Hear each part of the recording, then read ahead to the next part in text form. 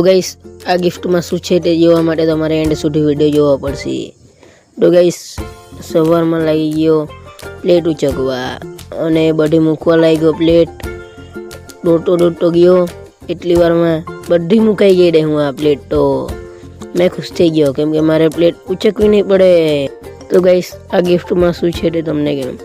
આ ગિફ્ટમાં મારી બેનને પહેલો નંબર આવેલો 12માં તો મસ્ત એક ચાંદીની બોલ પણ આપી તો મને લાગતો હે પણ ચાંદીની નથી। બહુ ખુશ થઈ ગઈ તે ખુશીમાં મેં ખાઈ નાખી કેરી।